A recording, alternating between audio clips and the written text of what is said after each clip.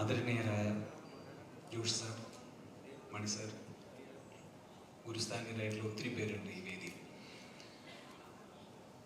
എന്നെ സ്വാഗതം ചെയ്യുമ്പോൾ പറഞ്ഞതുപോലെ തന്നെ ചെറുപ്പം തൊട്ട് സിനിമയിൽ വന്നതുകൊണ്ട് കണ്ടു വളർന്ന ഒരുപാട് മുഖങ്ങളുണ്ട്. ഇവിടെ എത്തിച്ചേർന്ന എല്ലാവർക്കും നന്ദി. മനസ്സ് ആത്മാർത്ഥമായിട്ട് സന്തോഷത്തോടു കൂടി താങ്ക് യു സോ മച്ച്.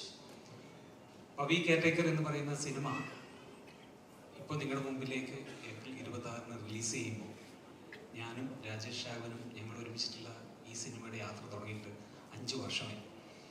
അപ്പോൾ ഈ 5 വർഷത്തെ ഞങ്ങളുടെ ഓർമ്മകളും ഞങ്ങളുടെ പ്രയത്നവും ഒക്കെ നിങ്ങളുടെ മുമ്പിലേക്ക് എത്തുകയാണ്. ഈ സിനിമയുടെ കഥ ഞാൻ അയാൾ ഞാനല്ല എന്ന് പറയുന്ന സിനിമ ഫഹദുമായിട്ട് ചെയ്ത് രണ്ടാമത്തെ സിനിമ വീണ്ടും ഞങ്ങൾ തന്നെ ഒരുമിച്ച് ചെയ്യാം എന്നുള്ളൊരു പ്ലാനിൽ ഞങ്ങൾ പല കഥകളും ആലോചിക്കുന്നു. പക്ഷെ ഞങ്ങൾ രണ്ടുപേരെയും എക്സൈറ്റ് ചെയ്യുന്ന ഒരു കഥയിലേക്ക് എത്തിയില്ല. അങ്ങനെ ഇരിക്കുമ്പോഴാണ് ഒരു ദിവസം രാജേഷ് എൻ്റെ അടുത്ത് വന്നിട്ട് ഈ കഥ പറയുന്നത്. അപ്പോൾ രണ്ടാമത്തെ സിനിമയായിട്ട് ഞാൻ ചെയ്യാനിരുന്നത് ഫഹദിനെ വെച്ചിട്ട് തന്നെയുള്ള ഒരു സിനിമയായിരുന്നു. പക്ഷേ ഈ കഥ കേട്ടപ്പോൾ എനിക്ക് ഭയങ്കര എക്സൈറ്റ്മെന്റ് തോന്നി. പക്ഷെ ഇത് ഫഹദ് ചെയ്യേണ്ട ഒരു ക്യാരക്ടർ അല്ലാന്ന് ഞാൻ രാജേഷിൻ്റെ അടുത്ത് പറഞ്ഞു. ഞാൻ രാജേഷിനോട് ചോദിച്ചു, ആരായിരിക്കും പിന്നെ നമുക്ക് ഈ പവിത്രൻ എന്ന് പറയുന്ന ക്യാരക്ടർ ചെയ്യാൻ ഏറ്റവും? അപ്പോൾ എൻ്റെ മനസ്സിൽ ദിലീപേട്ടനാണ് എന്ന് രാജേഷ് പറഞ്ഞു. ഞാൻ തീർച്ചയായിട്ടും ഇതല്ലാതെ വേറൊരാളെ ഞാൻ ആലോചിച്ചിട്ടില്ല, നിങ്ങൾ ഇനി മാറ്റി പറയുമെന്ന് വിചാരിച്ചാണ്. പക്ഷേ അറിയില്ല, കാരണം ഞാനും ദിലീപേട്ടനും ഇതിനു മുമ്പ് ഒരുമിച്ച് അഭിനയിച്ചിട്ടില്ല. പല വേദികളിലും നമ്മൾ ഉണ്ടായിട്ടുണ്ട്, അമ്മയുടെ പ്രോഗ്രാമിലും ഒക്കെ ഉണ്ടായിട്ടുണ്ട്. പക്ഷെ ഒരു കഥ പറയാൻ, അപ്പോൾ എനിക്ക് ആദ്യം എൻ്റെ മനസ്സിൽ വന്നത് എന്താണെന്ന് വെച്ച് കഴിഞ്ഞാൽ, വർഷങ്ങൾക്ക് മുമ്പ്, അതായത് അയാൾ ഞാനല്ല ഞാൻ ചെയ്യുന്നതിന് മുമ്പ് ഞാനും ഫഹദും നിരന്തരം കാണുന്ന വളരെ സിനിമകളിലും സിനിമയുടെ കഥകളും ഒക്കെ ചർച്ച ചെയ്യുന്ന ഒരു കാലം ഉണ്ടായിരുന്നു. അപ്പൊ ആ സമയത്ത് ഒരു ദിവസം ഞാൻ ഫഹദിന്റെ അടുത്ത് പറഞ്ഞു, ഫഹദ് എൻ്റെ അടുത്ത് എനിക്കൊരു കഥയുണ്ട്, പക്ഷെ ആ കഥ എനിക്ക് ദിലീപേട്ടൻ്റെ അടുത്ത് പറയണം. വാ നമുക്ക് പോവാം. അപ്പോൾ ഞാൻ ചോദിച്ചു, ഇവിടെ ഉണ്ടാവും ഇപ്പൊ ദിലീപേട്ടൻ? പാച്ചിക്കയുടെ പടത്തിൽ, വാപ്പച്ചിയുടെ പടത്തിൽ ഇപ്പൊ ഇവിടെ അഭിനയിക്കുന്നുണ്ട് എന്ന് പറഞ്ഞിട്ട് ഞാൻ ഒരു ദിവസം ദിലീപേട്ടൻ്റെ ക്യാരക്ടറിൽ ചെന്നിരുന്നു. പക്ഷെ കഥ പറയാനുള്ള എന്താ പറയാ ഒരു ധൈര്യം കിട്ടാത്തത് കൊണ്ട് അന്ന് ഞാനൊന്നും പറഞ്ഞില്ല. കാരണം അതല്ല ദിലീപേട്ടൻ വെച്ച് ചെയ്യേണ്ട സിനിമ എന്ന് അന്ന് തോന്നിയിട്ട് ഞാൻ കഥ പറഞ്ഞില്ല. കുറെ നേരം ഞങ്ങൾ വിശേഷങ്ങളൊക്കെ പറഞ്ഞിരുന്നിട്ട് ഞാൻ പോയി. എനിക്കത് ദിലീപേട്ടനും അറിയില്ല ഞാൻ ഇങ്ങനെ ഒരു ശ്രമം മുമ്പ് നടത്തിയത്. അപ്പൊ രണ്ടാമത് വീണ്ടും ഇങ്ങനെ ഒരു സിനിമയുമായിട്ട് രാജേഷ് പറഞ്ഞ കഥയുമായിട്ട് ഞാൻ ആദ്യം ചെല്ലുന്നത് ലാലുവേട്ടൻ്റെ അടുത്താണ്, ലാൽ ജോസ്. അപ്പോൾ ലാലുവേട്ടനുമായിട്ട് ഞാൻ നിരന്തരം ഇത്തരം കഥകൾ പറയുകയും നമ്മൾ സിനിമ ചർച്ചകളൊക്കെ ഉണ്ടാവാറുണ്ട്. അങ്ങനെ ഒരു ദിവസം ഞാൻ ഈ കഥ പറയുന്നു. കഥ പറഞ്ഞു കഴിഞ്ഞ് ഉടനെ പറഞ്ഞു, എനിക്ക് ഈ സിനിമ ഭയങ്കരമായിട്ട് ഇഷ്ടമായി, ഇനി ആരെ വെച്ചിട്ടാണ് ചെയ്യാൻ ഉദ്ദേശിക്കുന്നത് ചോദിച്ചു. അപ്പോൾ ഞാൻ പറഞ്ഞിരിക്കുന്നത് ദിലീപേട്ടനാണ് എൻ്റെ മനസ്സിലുള്ളത്, ബെസ്റ്റ് ദിലീപാണ് ഇതിന് ഏറ്റവും ആപ്റ്റ്. അങ്ങനെ എനിക്ക് രണ്ടാമതൊരു ഉറപ്പ് കിട്ടുന്നത് ലാലുവേട്ടൻ്റെ അടുത്താണ്. ലാലുവേട്ടനാണ് ദിലീപേട്ടനെ വിളിച്ചിട്ട് പറയുന്നത്, ദിലീപ് ഞാനൊരു കഥ കേട്ടു, എനിക്ക് ഭയങ്കര ഇഷ്ടമായി, നീ ഇത് കേൾക്കണം എന്ന് പറഞ്ഞിട്ട് എന്നെ ദിലീപേട്ടൻ്റെ അടുത്ത് പറഞ്ഞു വിടുന്നത് ലാലുവേട്ടനാണ്. അപ്പോൾ ഈ സിനിമയുടെ തുടക്കക്കാരൻ എന്ന് പറയുന്നത് ലാലുവേട്ടനും കൂടാണ്.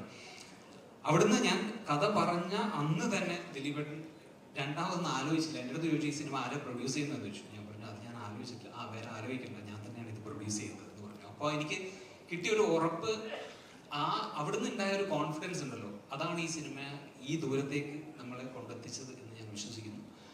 ഈശ്വരാധീനം വളരെ മനോഹരമായിട്ട് തന്നെ നമ്മൾ ആഗ്രഹിച്ചതുപോലെ തന്നെ ചിത്രീകരണം നടന്നു. പല പ്രതിബന്ധങ്ങളും അതിൻ്റെ ഇടയിൽ സംഭവിച്ചിരുന്നു. കാരണം ഞങ്ങളിത് കുറച്ച് നാളുകൾക്ക് മുമ്പ് ഷൂട്ട് ചെയ്യാനിരുന്നതാണ്. അപ്പോൾ കോവിഡ് വരുന്നു, അങ്ങനെ പല കാരണങ്ങളുണ്ടായി. അങ്ങനെയാണ് എൻ്റെ രണ്ടാമത്തെ സിനിമയായിട്ട് ഡിയർ ഫ്രണ്ട് സംഭവിക്കുന്നത്.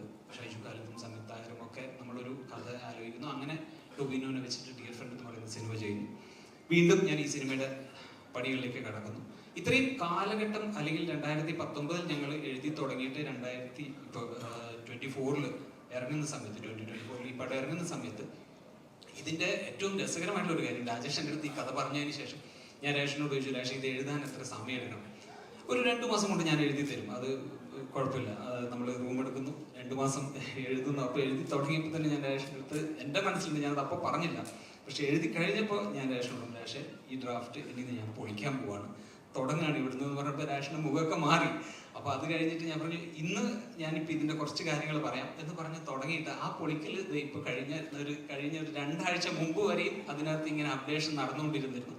അപ്പോൾ ഏറ്റവും അതിൻ്റെ എന്താ പറയുക, എല്ലാ രീതിയിലും അതിൻ്റെ ഒരു എസെൻസ് കൊണ്ടുവരാൻ വേണ്ടി ഞങ്ങളുടെ ഭാഗത്ത് നിന്ന് എല്ലാം ശ്രമം ഉണ്ടായിട്ട് ഇതെല്ലാം കഴിഞ്ഞ് ദിലീപേട്ടൻ ഈ സിനിമയിലേക്ക് വന്നപ്പോൾ തൊട്ട് ഞാൻ വളരെ ആത്മാർത്ഥമായിട്ട് ഞാൻ പറയുന്ന ഒരു കാര്യം, ദിലീപേട്ടൻ പലപ്പോഴും വിശ്വസിക്കുന്നത് ദിലീപേട്ടൻ്റെ ഭാഗ്യം കൊണ്ടാണ്, അല്ലെങ്കിൽ എന്താ പറയുക ദൈവാധീനം കൊണ്ട് മാത്രമാണ് ദിലീപേട്ടൻ ഈ നിലയിൽ എത്തിയെന്ന് വിശ്വസിക്കുന്നത്. പക്ഷെ കൂടെ പ്രവർത്തിച്ച ഒരാളെന്ന് ഞാൻ പറയാം, ഇത്രയും കഠിനാധ്വാനം ചെയ്യുന്ന, അല്ലെങ്കിൽ നമുക്ക് ഫോളോ ചെയ്യാൻ പറ്റുന്ന വേറൊരു നടനില്ല.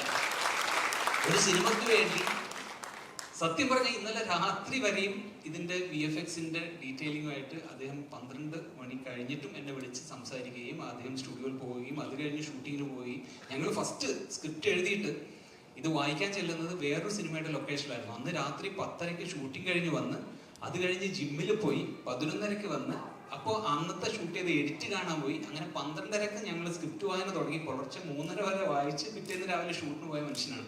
അപ്പോൾ ഈ അധ്വാനം ആണ് അദ്ദേഹത്തിന് ഈ ഇവിടെ എത്തിച്ചിരിക്കുന്നത്. ഇത് ഇപ്പോഴത്തെ തലമുറയിലുള്ള എല്ലാവർക്കും അത് ഒരു വലിയൊരു പാഠമാണ്, അല്ലെങ്കിൽ ഒരു പാഠപുസ്തകമാണ് ദിലീപേട്ടൻ എന്നുള്ളത്. അദ്ദേഹത്തിന്റെ ഈ കഠിനാധ്വാനം അതാണ് അദ്ദേഹത്തെ ഇവിടെ എത്തിച്ചത്. കൂടെ വർക്ക് ചെയ്തപ്പോൾ ഞാൻ പറഞ്ഞില്ലേ, അദ്ദേഹത്തിന് കൂടെ വർക്ക് ചെയ്യാൻ സാധിച്ചപ്പോൾ എനിക്ക് കിട്ടിയ ഏറ്റവും വലിയ പോസിറ്റീവ് എനർജിയും അത് തന്നെയാണ്.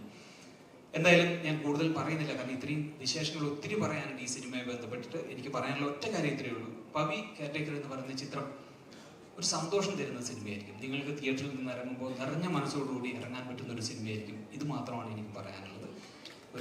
എല്ലാ നിങ്ങളുടെ പ്രാർത്ഥനയും സപ്പോർട്ടും ഈ സിനിമയ്ക്കൊപ്പം ഉണ്ടാവണം.